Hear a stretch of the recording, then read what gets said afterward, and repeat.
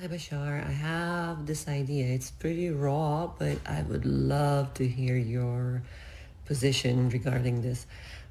So I heard recently scientists talking about anti-energy, as in something that keeps existence expanding, as in something that could keep the wormhole open.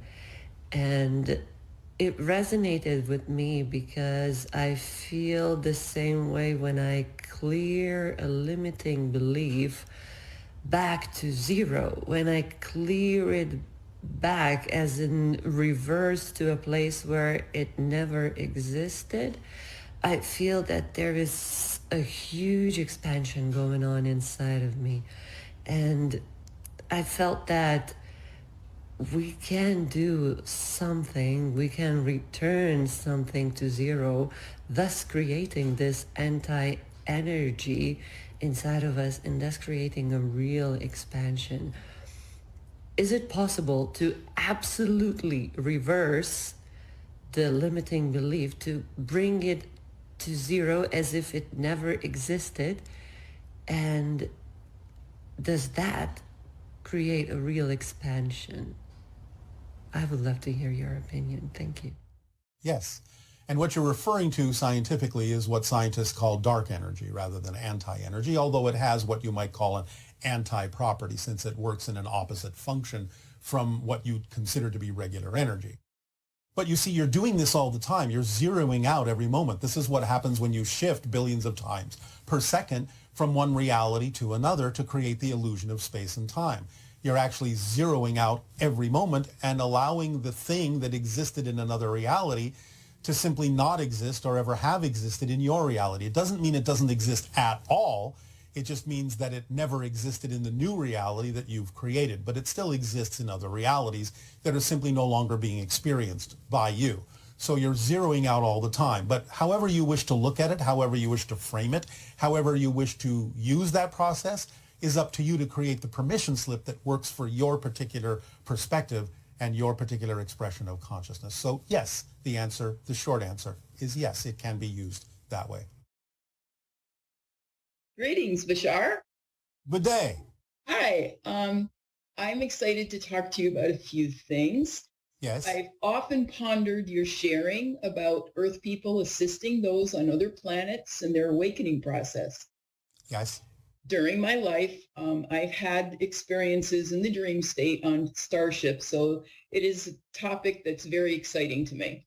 And I would like for you, if you are willing, to speak further about how that will unfold individually for people that are interested in experiencing that in the future. Yes. Well, you will function as a kind of a vanguard for bringing humanity into the greater awareness of the fact that you're interacting with many beings already on that level, that you are part of a galactic family on different extra-dimensional levels. But all of this must, as we just said with the last person, begin to be realized in a way that allows it to trickle down into physical reality as an experience as well. But many people are establishing footholds and connections and links to other beings in other realities, on other planets, and so on and so forth, to establish a network and a connection and a relationship between the humanity of Earth and the beings of other worlds as well. So if you are part and parcel of that kind of an adventure, we thank you for your service in that way, and it will help accelerate the ability of people to choose to awaken to the probability that they can become physically part of a larger galactic family that they've already become part of on an astral level. Thank you. That's so exciting. And Yes. your answer also ties into my next question. What does a human being have to do to transcend death and achieve immortality in the physical body? Have a reason for doing so, because in general, there's not a reason for doing so, because you have themes that you're exploring. And when you get to the end of that theme, you can change to another theme while still physical, but most people actually enjoy the break in between of going into spirit to have more opportunities, more probabilities to choose from, and they may decide that they would actually rather do something else other than remain physical. So the idea of being physically immortal, while it's not impossible, is relatively unlikely just because of the various things that there are to choose from that might actually be more exciting. Now, many people on your planet can be much more long physically lived. That's fine. It's just that most people will actually not choose physical immortality unless there is a really good reason to do so. But generally speaking, people will find that the reasons they might choose to be immortal are actually better served by actually going back into spirit. Okay. Thank you. You're welcome. I would enjoy having you tell us something new, lofty, exciting in our probable near future that we can focus on to assist in bringing it to full manifestation. There will be an increase in sightings of what you call UFOs in the years to come, in the next decade at the most, leading up to the idea of solidifying the open window of contact. So look for more sightings, listen for reports of more sightings, and listen for the ones in particular. One moment.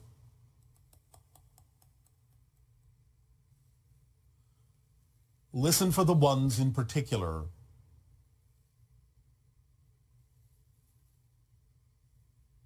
that seem to appear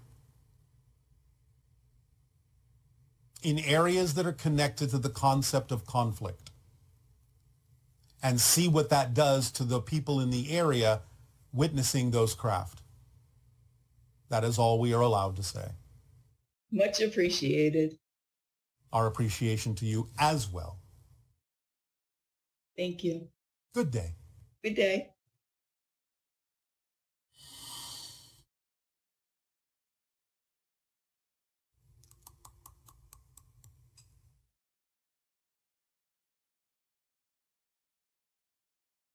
Hello, Bashar. Thank you for taking my question. So I have a twin sister, and I am curious about what is, other than us sort of having the same DNA, what is unique about that may be different from other siblings that perhaps we can tap into or better connect with, or if there's any other significance to just, we have the same DNA. All right. I love you, Bashar. Thank you so much. Bye. There is always a slight difference in the DNA, which is what makes you a different person than your twin, and vice versa. But that difference doesn't appear to be significant in the way that you gauge these things at this point in your science. Twins have exhibited, as many of you know, certain kinds of telepathic or psychic bonds because the similarity in your physical structure creates an ease to some degree, not that every twin takes advantage of this, but creates an ease to some degree of creating a similar vibration. Remember, telepathy or telempathy is the result of being on the same wavelength as someone else and having the same thoughts at the same time. You're not actually reading their mind, you're reading your own mind because you're on a similar wavelength, and thus on that frequency, you can only have certain thoughts that are germane to that frequency. So being a twin can enhance the idea of telepathy between you, because you're already physiologically so similar that the vibrational difference between you isn't so great that you can't easily get into sync with one another and have the same thoughts at the same time. That's one advantage of twinness. At the same time, there is a polar opposite to this idea. It allows you as seemingly, and I say this loosely, seemingly the same person or a similar person, to have different experiences and different vantage points that you can share with one another.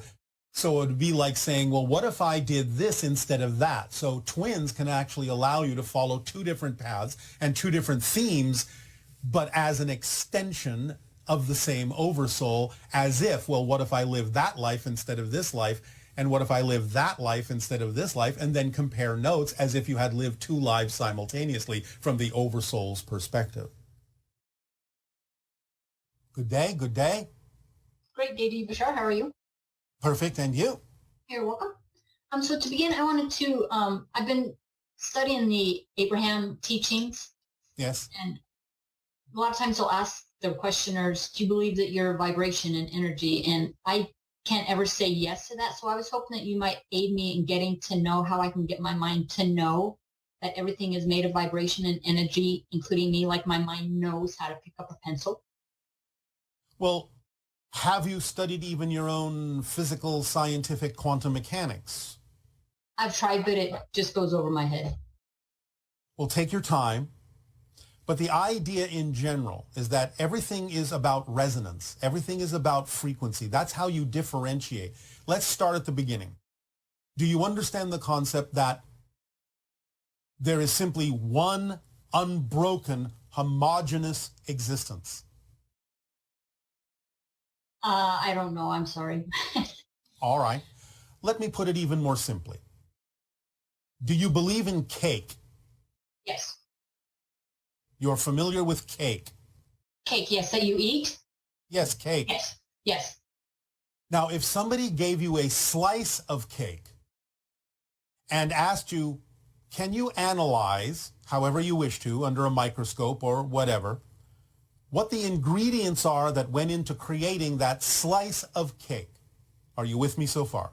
Yes, yes. Does that seem like a thing that is relatively simple to do? To analyze it all? No, not well, under a microscope, probably yes. All right, thank you. And let's say you do that and you find, well, there is milk in here and there are eggs in here and there's flour in here and there is chocolate in here and there is sugar in here. And you find all these things and break it all down to those particular individual ingredients. Yes? Yes. You're with me so far? Yes. All right. Each of those things are made of atoms, yes? Yes. You understand that, yes? Yes. Well, what makes sugar different from chocolate? I don't know. Sure you do. It's made of a different arrangement of atoms, is it not? Okay. I'll go with that. Can you Yes. follow that? Yes? Yes. Yes. All yes. right. So a different arrangement of atoms is similar to the idea of a different frequency. It gives off a different vibration because it's a different arrangement of things.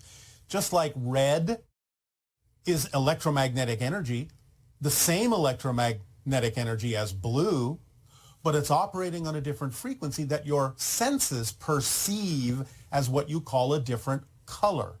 Are you with me? Yes. All right. So it's really no more complicated than that.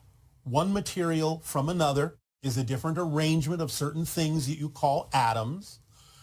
One color from another is simply a different frequency, in much the same way that when you watch your television, you're watching one program and then you switch to a different program. Well, why don't those two programs interfere with one another? How can you see one clearly and then another that's different clearly without interference from the one you were watching a moment ago? It's all about a different frequency. It's like teeth interleaving between one another instead of trying to get into the same space at the same time. So that's all that's meant by different frequencies, different resonances, is just about whatever the material is, and you don't have to know what it is, that existence is made of, has different patterns of frequency and vibration, different ideas within it that create different experiences. And that's what creates everything, is those imposition of different patterns, different frequencies, different vibrations that allows you to perceive something as being different from something else, even though it's all made of the same thing. Is this helping? Yes. Thank you. That's Thank all you. there is to it. Okay. I appreciate that. Make sense? Yes. All And the right. last thing I wanted to talk about was the ego. Yes. How can I've done the practices that you've talked about, like with writing a contract in order to get the ego to stop wanting to be so dominant in everything. Yes. And as I've been practicing the law of attraction with the Abrahams, it still seems to keep wanting to know the how of everything, so that dominant thought kind of overrides the other dominant thoughts All I've right. had. How can All I go right. about? That's because you have a definition of that makes you think that it will actually help you when in fact it will actually hurt you. So the idea is that when the ego thinks it needs to know all how the mechanisms work and how this and what's going to happen and all the details, it's actually, shall we say, making itself more opaque to what's going on. It's actually slowing the process down by doing that. It's actually assuming it knows what the best outcome actually is when it doesn't. If you actually start relaxing that and give a different definition to that idea as something that would actually work against you and not allow you to move forward as quickly as you might like and not give you the actual best outcome, then once you associate that idea, that definition to the process, you will stop doing it, because you will realize that the ego simply has no capacity to know what the best outcome is, or that it really needs to know how things work, and that all these things are working towards slowing the process down and making things actually more murky for you. Okay, so having a stubborn mind or a stubborn ego, is that a common thing that people have? But stubbornness, again, stubbornness comes from a definition that is out of alignment with who you truly are. So in other words, you're defining the stubbornness as it's got to happen this way or something will go wrong. You have to realize that that's just a story that your negative beliefs are telling you. You have to stop believing in that story. So it's more about my beliefs, not my ego actually doing it. It's always about your beliefs, because your beliefs color what your ego is capable of expressing itself to do. Okay. So go into the beliefs and say, stubbornness is just an insistence that if I let go of doing it this way, something worse will happen. That's a belief that the negative belief is trying to get you to buy into, so you won't let it go. This is how beliefs perpetuate themselves. The negative ones will use fear to perpetuate themselves. It's not malicious. It's just how they're structured. Because if beliefs, both positive and negative and neutral, don't have a way of perpetuating themselves, then you can't have a physical reality experience, because physical reality isn't real. It's only the product of what you believe to be true. It's only the product of your focus. So the idea of buying into a negative belief, if you happen to have bought into it to begin with, is that the negative belief is going to continue to try and perpetuate itself by feeding you more negative fear-based beliefs, so you won't let it go. You have to understand that what it's telling you is not a fact. It's just a story to perpetuate itself, and that you can change the story and everything will be fine. Gotcha. Does that help? Right. It does. Yeah. Thank you so much. And I hope you have a great day. And So welcome. thank you so much for your time. Bye. Always. All right. Thank you. Bye.